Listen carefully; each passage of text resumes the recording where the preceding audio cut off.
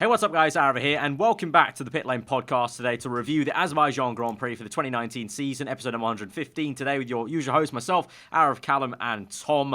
And, well, Baku, like we said in the instant race reaction, wasn't the most classic Azerbaijan GP. Very surprising, really. That wasn't much chaos there. And we kind of summed that up in our instant race reaction, but Callum was not there to give us his instant reaction, although he did watch the GP. So, Cal, we'll go straight to you then. Do you have any kind of other thoughts apart from just echoing maybe just shockingly not a chaotic GP That's was? the odd thing. Like, it's only in F1 could you have a manic practice in qualifying sessions and yet the race be the most boring session of the whole weekend. I really couldn't get my head around it. I mean, we wonder sometimes why these drivers are paid so much, because they don't crash into each other and they don't crash into walls, but then we sit there for 51 laps, and we were sat there and we were like, someone crash. Right. Someone please at least do something. We had a failed reverse attempt, but you know, I was a little bit in shock about this. Bearing in mind as well, I think we were a little bit spoiled the last 2 years at Baku being such mental races. But it was literally going straight back to the first ever Grand Prix in Baku, where it was just a bit of a yawn fest, to be honest, and a race where everyone was really triggered because Mercedes, as much as they played down their pace, as much as they bigged up Ferraris, have now had the most successful start to a season ever. They're on the back foot, mate. What are you on about? I don't quite understand it. I'm going to be quite honest. No, literally, me and Av had enough. We were like, we pretty much covered that entire thing. I think half the reaction from that instant video was literally just saying about the whole Mercedes thing. Like, it's just weird. But that dynamic now of Hamilton and Bottas 1-2. One thing that I was thinking about after we did that reaction on Monday and Tuesday was basically, you know, if it's looking like if it's going to be Mercedes fest, let's look into that whole Hamilton v Bottas thing. We had Bottas with some people nitpicking his team radio after the race, saying that he said straight away, like, yes, the championship order is the way it should be. Like, nitpicking that, like, he seems a bit more, I don't know, a bit more like an arsehole, I guess, now, these days, which I kind of like, because he didn't really have much of a spine before, so I kind of like he's got a backbone now, and he's a bit more selfish in that way, and I'm really begging that, if it is a Merckfest, it is going to turn into a Hamilton v Bottas. You know, Hamilton said he was too kind to Bottas in the opening lap. You know, do we think that Hamilton v Bottas could come anywhere near close to Hamilton v Rosberg levels of tension, maybe? Early days. It could. I do like this Bottas. Yeah, this new one, the 2.0. You know, even back to Australia, you know, to whom it may concern, FU. Yeah. You know, I'm liking this. This is a good Bottas, and also, I think it's quite cool to have a bit of an edge. I mean, Hamilton has a bit of an edge as well, especially when he hasn't had a good race, or, you know, if he wants to kind of point something out, he also has his moments where he'll point something out. So I like it. I think it's all fair in love and war, as they say. So I like it. So far, they're 2 apiece. Bring it on. I'm looking forward to it. It did make me laugh when everyone brought that up about the fact that, is it now the start? And even I thought to myself, I was like, it's actually quite nice to see that. Obviously, Bottas was bigging up the fact that he is leading the championship, and he did pay his thanks to the team and everything, like they always do. It's like they read off a script when they do that.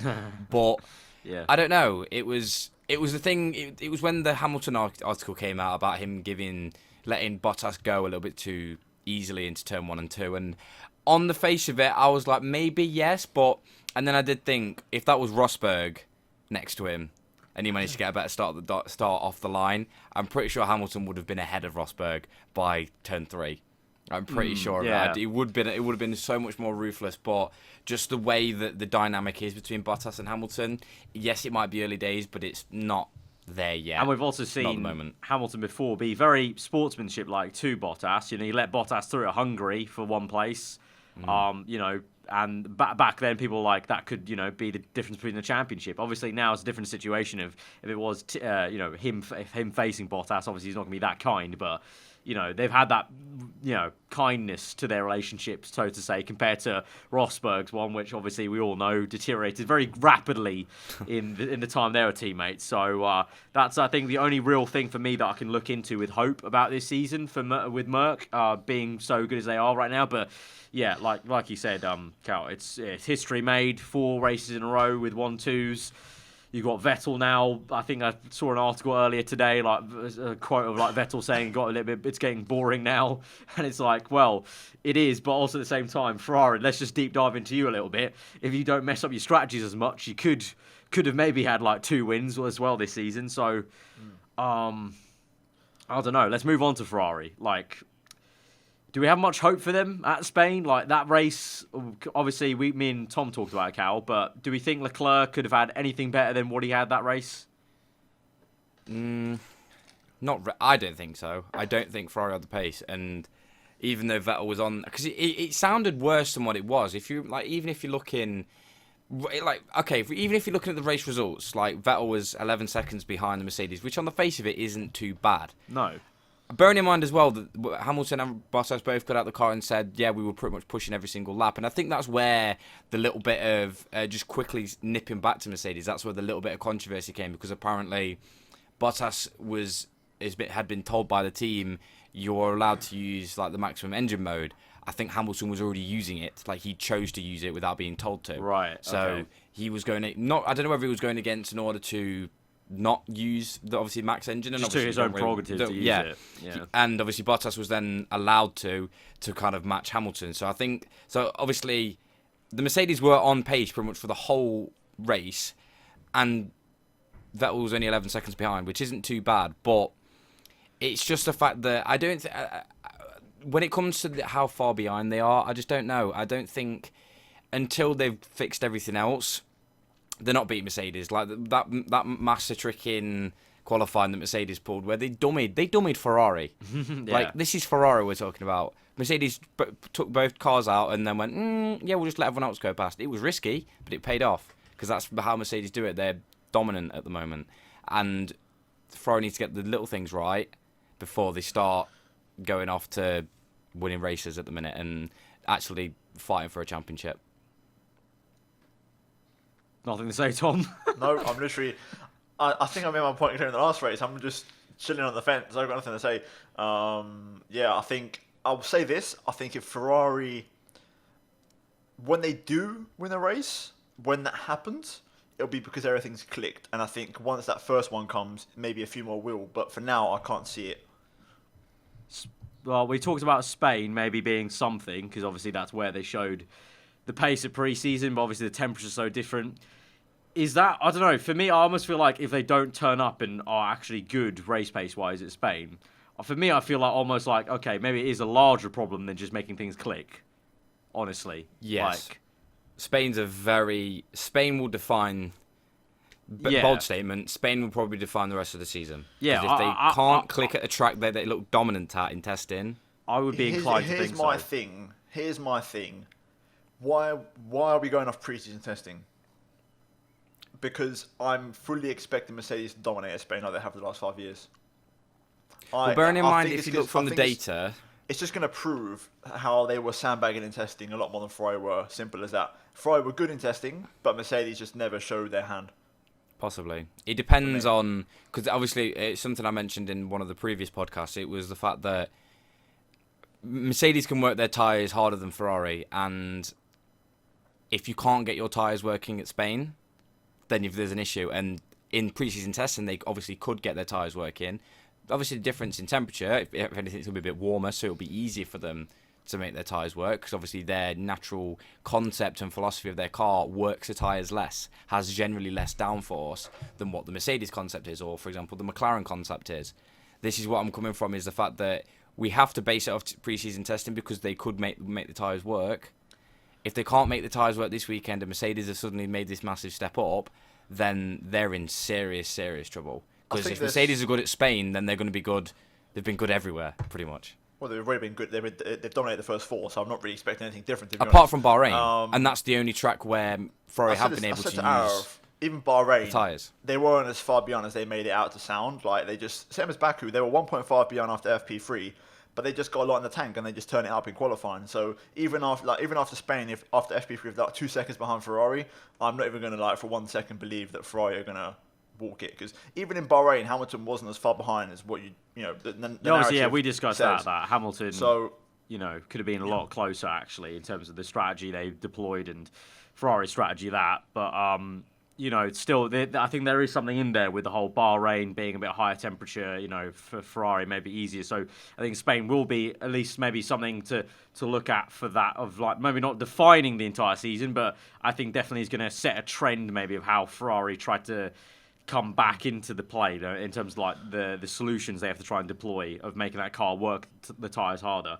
And also then Monaco.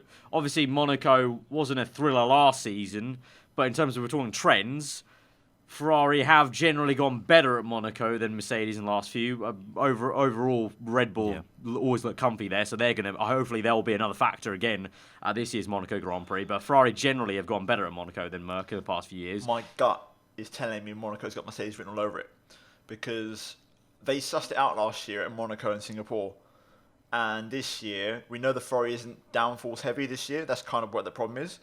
And we know Red Bull potentially don't have the kind of chassis they've had recently either. So for me, Monaco already, I've got a hunch it could be Mercedes. Yeah, but I wouldn't go off previous Spain, results for Monaco. I think especially Hamilton. I think Hamilton unlocked the street circuits last season in Monaco when he qualified third last year, and obviously bossed it at Singapore. So just go back to what you said, Cal, about unlocking the tyre and trying to find like the right to switch them on. Basically, I don't think it's a case of, for those that don't know, not a case of like, we're getting up the temperature or the tyres not performing in the cold condition. I think it's more about the working window range is very limited. I think Vettel mentioned this in qualifying. He said the Ferrari this year, their big problem is getting the tyres in the right window to really work. It seems the window's to be a lot narrower narrow as well this year. Yeah, that's the problem. But then you've got to remember that the reason why Vettel fell behind so much in the first stint in Baku was because his tyres were cold. Yeah, he said that on the radio afterwards. And he said that on the radio, and he said that afterwards in interviews. That's the main reason, and that's why, obviously, if your tyres are cold in a street circuit, you're never going to survive. You're just going to try. You're trying to just keep it out of the wall more than anything. Kind of like when Kvyat was dropping through the field, like his tyres were ruined, and it was just a matter of keeping it out of the wall more than anything. Not fight an ever dominant Mercedes who are executing everything absolutely perfectly. And this is the thing. Obviously, going back to the reason why Mercedes have finally nailed it with dominance now is because they haven't got two drivers going at each other's neck at the moment. Let's hope they do, because for the whole spectacle of Formula 1, let's hope they do start going at each other's neck, just because it'd be hilarious, and the fact that it will mean that it gives a chance for Ferrari to kind of catch up a little bit. But it's a major concept issue beyond Ferrari at the moment. There's a concept issue, and then there's the team issue.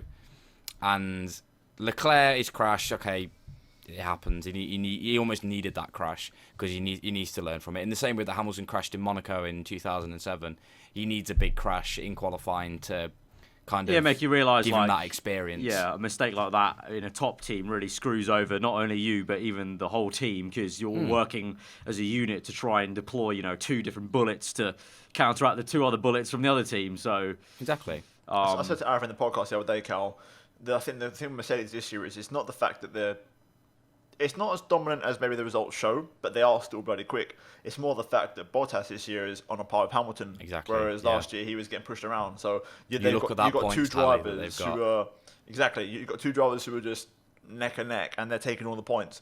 So that's also what contributes to the overall feeling this year. But yeah, I also echo what I said in the last podcast of I kind of wish something would change now, as I'm getting a little bit. I'm disappointed at the start of the season because I'm like, I'm a Hamilton fan, but this is ridiculous. Yeah, I can't lie. This is the most dominant start to a season, and we've had so much promise beyond Ferrari and Red Bull. The amount of driver changes for this year and potential exciting things with that, it's still there. Like there's all these different storylines happening in the midfield, which obviously we can get into. It's brilliant, and it's really good. Like the midfield's never been better than before. But it's just unfortunate that, obviously, F1 being F1, it's always going to get swept over by the overall championship battle. And even for people like us who, when we're trying to, deliberately look into the midfield to bring that excitement through, or just you guys at home, looking at it, I think, you automatically it's human nature to switch to what's happening in the championship battle before you look at the midfield. And it's just a little bit frustrating to see that it's a whitewash right now, basically, from Merc. But let's talk about the midfield, because there's not much to say about Red Bull, really, honestly. We kind of covered it mostly in the reaction of, and also just there, really, about they're just not there yet. Hopefully they could be later on. But the midfield battle is very, very tasty. You've got Racing Point turning up here and there. They're a little bit. They're not as bipolar as Haas, but they're on and off a little bit. But Perez finally, doing a good job there, and Stroll, like we mentioned, doing a mega job from where he was after qualifying. And you got Renault, who are kind of like, I don't know. Like I was, what was it?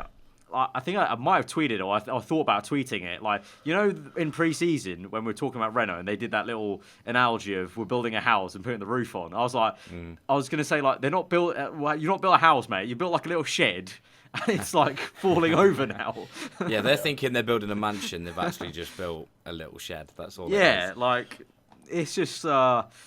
It's just odd, really. It's like Ricciardo just haven't had any luck, does he? Like, moves to a new team and they get worse from last season. He's got Alonso look a little bit, but I mean, he's got no. Yeah, luck doesn't force you to look at the mirrors, for example. But yeah, it was fascinating, the midfield, and it was a shame really because it did still outline the general issue with the current regs, is because the commentators kept bringing up the fact that how close the field was, yet we weren't looking at it because there was no actual battles. It was just really, really close. Like, they were just really close in proximity to each other. And we found that out for the first opening, 5-10 laps. Everyone slowly filtered into the position that they fit. And then it was kind of like, okay, we're going to finish here now. Like, there wasn't any last minute battles really, but with Racing Point, I've got to tip my hat to them because this is only the 4th race, and to say that they were like, yeah, we've got upgrades coming in the middle of the season. You're just going to give us a bit of time. Obviously, Perez has always been brilliant at Baku, and Stroll always a great starter, and both of them bringing in some really solid points and capitalising on when Renault does slip up, and also McLaren, which finally they've cashed in on some points that have been very well deserved and very well needed. Probably obviously they've had a better result with Norris, but like as a team that was a really strong result. And it's just good to see McLaren kind of there or thereabouts, called it sort of in the same camera shot as some of the top teams again, and sort of just overtaking in a straight line. Like, I mean, obviously been a long while since we've said that about McLaren, and also championship standing wise, they're P4. It's just good to see them there again, even if it, obviously we'll see how it goes later in the season, but it's mad close. You got McLaren at 18 points, Racing Point 17, Alfa Romeo 13, Renault 12, Haas 8, Toro Rosso 4, Williams 0. It's really, really sick to see that you got McLaren Racing Point right now, Alfa Romeo, Renault, and then Haas kind of there as well. It's bubbling away very nicely. Haas, can we talk about them? Because they've been, just nowhere. What happened to them? Like, in 2 races, like me and Tom both agree they're going to be yo-yoing again this season, but they never yo-yoed like this. They never yo-yoed for 2 races and had a massive downer like this, up and I guess unless you like maybe count Monaco last year, but then they bounced right back up the next race, whereas this has been 2 races now they've been down there, and even Grosjean was like, yeah, we just need to do a lot of homework now, we just don't know what's going on with the car. Very odd. But the thing is, Haas still finished ahead of Renault. This is how yo-yoing this midfield is. Yeah. They still finished ahead of Renault. Renault had a really bad race, though. Both drivers all weekend. Like, they said they just couldn't. Yeah. It wasn't... Like, Renault, for example, they should have had those points at Bahrain. Like, the table doesn't reflect the true order. I think Renault are quite strong.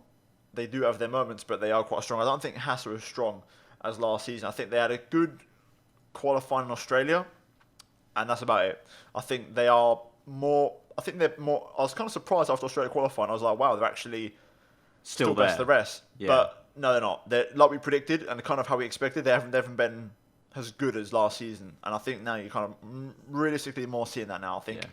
Well, I think both do the best package. That's the exciting thing, though. I think both Alfa Romeo and Renault have more to give. Strategy-wise, I think Alfa Romeo screwed over a little bit, especially Baku. They got screwed over. That was a massive damage limitation. And then, like you said, Renault. So that could, and then there's only 5 points there to McLaren Racing Point. So literally, one good race from them both, and then you've got a 4-way fight for P4, which is pretty mad. So, lovely. like we said, the midfield is better than ever, really, in a way. It's just a shame that everything else has kind of been washed over there, but. Also, big shout out to Kimi. Pit lane to points. Yes. He's brilliant. Honestly, he gave us the best on board on the start as well when Kubica nearly binned it in the wall after 2 corners, which was absolutely hilarious. I mean, that just sums up Williams in a nutshell. Yeah. But no, that was brilliant strategy just to get himself up into the points. Brilliant bit of overtaking. and really dragging that car up when Giovinazzi, I mean, he had his little moments, but he was quite quiet, just sitting in the back and was kind of just going about his own business, which was a little bit strange because if Kimi managed to get points, then you'd expect him to get points as well, which was a little bit odd. But no, that was brilliant. I mean, I thought this weekend a Toro Rosso was going to be in the points, and I'm not entirely sure what happened to Alex Albon because he was having a brilliant weekend. And then suddenly he disappeared off the charts. Like, I don't know whether any of you two noticed it, but Albon was in the points, and then suddenly after all the pit stops, he was nowhere. Yeah, he was looking pretty strong when he overtook Kvyat when his tyres went off in the first stint. And then slowly they just faded away. Same thing that happened with Alpha, to be fair. Like Alpha the reverse way, like just after stint 1, because Kimi made that really early pit stop. Both Alphas were like second last or like third last, fourth last, and then they somehow just catapulted themselves back up the order. So it was a very odd one. And again, I've got to bring this up because it happened in China, it happened again. Again, we missed how they catapulted up or how Toro Rosso fell down because the camera work just kept on looking at the top teams. I said this in instant race reaction, but I thought I'd just say it again to chime in with Cal because maybe you think the same thing again, but the camera work again, even if like you said, there wasn't actual racing maybe going on, just very, very close stuff. I think it maybe still would have been a bit more it would have looked a bit more exciting than just seeing the top teams with these massive gaps, pushing each other's delta times. It would have been cool just to see the train and the pressure, maybe people trying to pile on in the kind of sector 2 thing. But yeah, we did miss a bit again of like the problem is they do obviously try and keep you on your toes when it comes to what's everyone doing at the front, and I do understand that they've got to keep establishing that because especially after watching that video they did last year on the F1 channel I'm starting to get into doing live TV stuff. I'm like, okay, I understand why they're doing it to try and establish it and make sure that the audience know what's cracking off at the front, but just the odd replay at least, just to kind of give us a general idea because. Like I'm a big fan of Albon, and I was like, where? Yeah, where is he? What's happened? Is he even racing? Exactly what's cracked off, but I don't know. That's something that's quite hard to do, and especially because I mean, you see the gap, and you're like, God, it is literally Formula B, and you can't really focus fully on Formula B when there's, and even the gaps at the front were still quite close. So I don't know. A bit of a shame, but hopefully they start because they were quite good at the start of the season, so hopefully they can pick it up. Yeah, they were. Yeah, in the opening round, and Bahrain as well. I thought they picked up on it a bit more, but then just from China, I don't know, from China onwards. At least it's not like was it last year or was it maybe 2 years ago when Monaco. Like there was absolutely shocking camera work at Monaco. Oh no, but that's the official. They have a different guy. The official director is different to the Monaco director. Yeah, it's very odd. For some reason, they're so stubborn that they. God knows why. It's a tradition thing, basically, I think, of like, we're Monaco. Having a shit director, that's basically it. Yeah, we're Monaco. We have to have our own director because the man from Monaco clearly knows how to show the Monaco Grand Prix off better than the main guy. Apparently. So, which is a bit odd, but I don't quite understand. Can we just talk about, just randomly, just because, it's been 4 races now, and there's a certain Pierre Gastly who's very much on the chopping board at the moment, from what I can see. See, I think he had a banging race though in Baku. Yeah. Like, the thing is, if it wasn't for his DNF, he would have. I would have said that would have been a fantastic race. And the DNF was not his fault; it was the car's fault. No, but apparently because he was bouncing all over the curbs.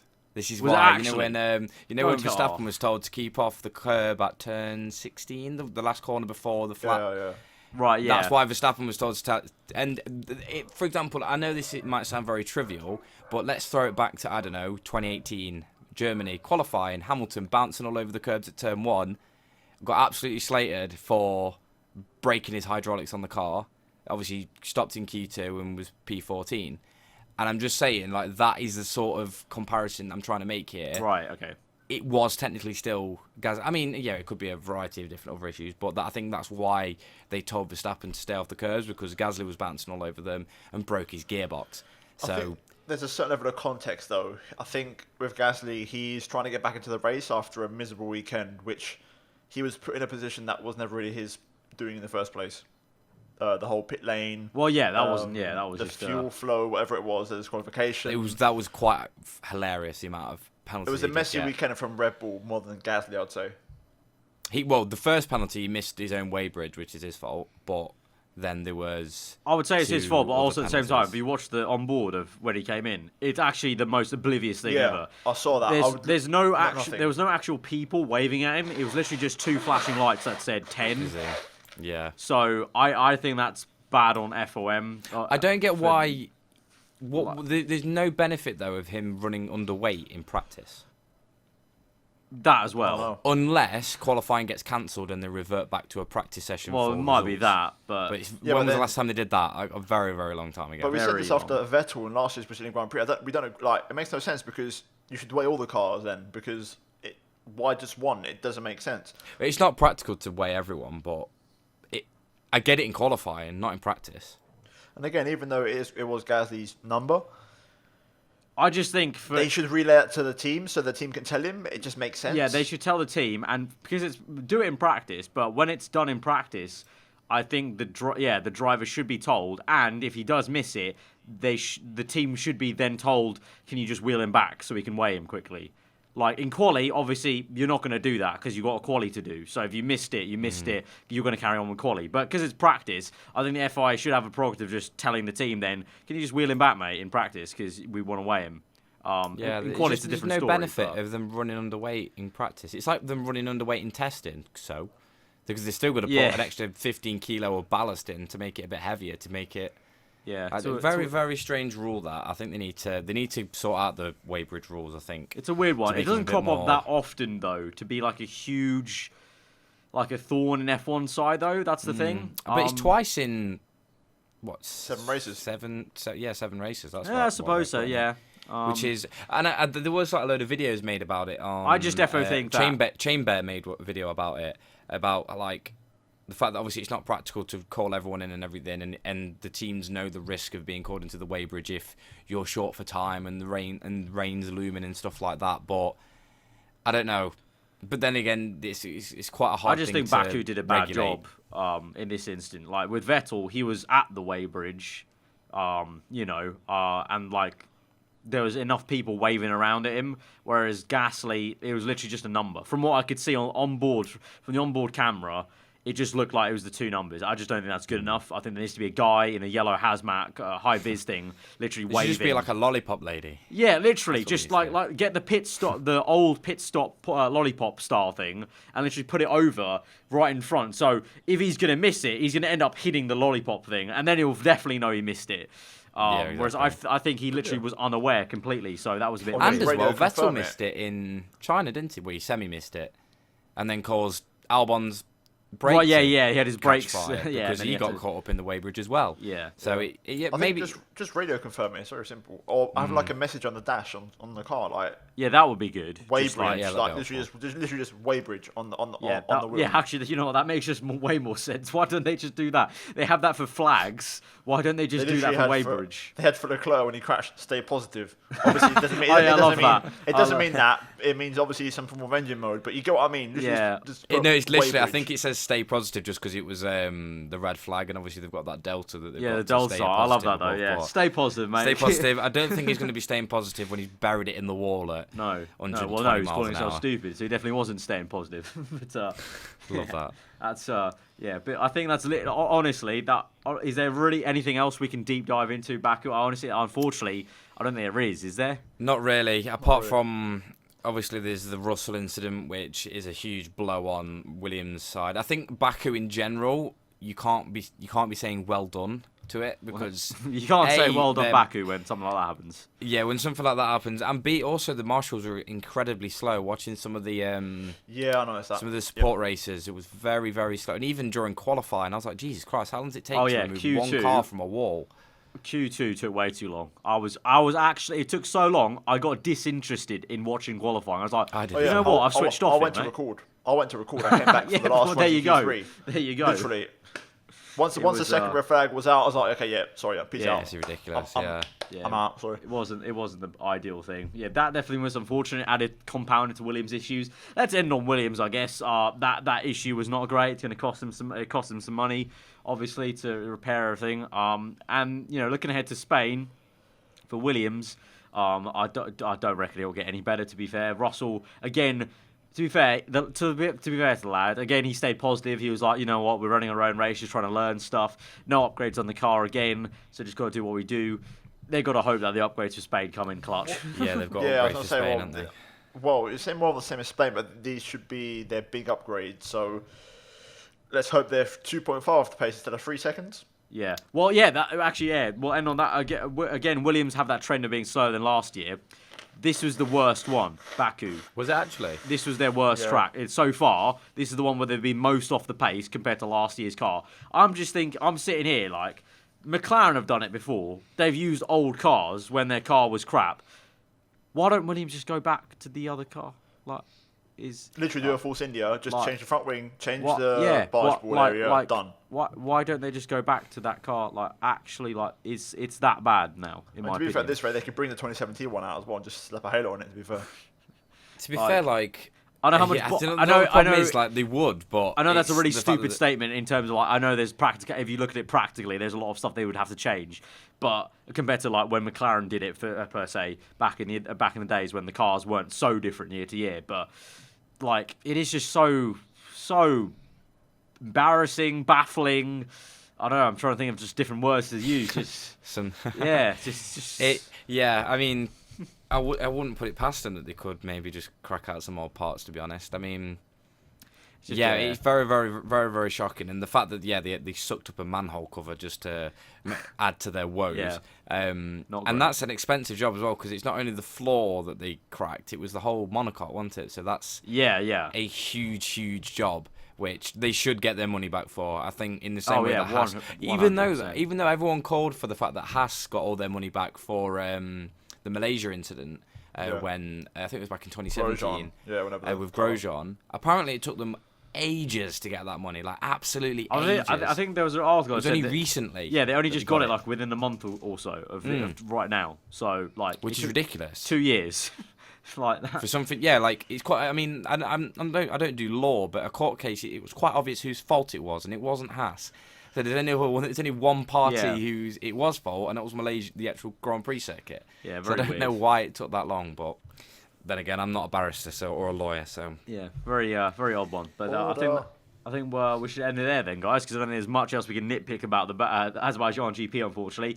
The good news is we're sitting on a lot of juicy other topics we could talk about, but we'll save that for the next podcast, because otherwise we won't have anything to talk about in the next podcast. But there's a lot of F1 news that's already broken within like 2-3 days of the Grand Prix being over, and I'm sure there'll be other stuff on Thursday, Friday and Saturday before we come to that next episode on Sunday. So look forward to that one, but I hope you guys enjoyed this one. Nonetheless, let us know what you thought about any of the stuff we talked about, or just want to chime in again with a deeper thought. You know, if your thoughts have settled in a bit more after 3 days, any more thoughts from you guys about Azerbaijan. But yeah, if you did enjoy it, hit that like button. If you're on your own here, to subscribe to this channel for the podcast as per usual on screen. You've seen you can get us on audio, SoundCloud, iTunes, and am I forgetting something? Spotify, the new one, obviously. And that's actually going really well. A lot of consistent listeners across all 3 platforms. So again, just really appreciate it, guys. Really cool to see like a consistent audience over on those different platforms away from our main one of YouTube. And if you do like what we're doing around here, you can support us directly on Patreon, or also you can check out GT Omega and use the code PitlaneF1 to get a desk chair or racing chair, and that'll directly contribute to us. So we'll appreciate that if you do that. But that's been this one, 1/1/15. We'll see you guys next time for the off-race one. Till then, guys, hope you enjoy the rest of your day. Goodbye.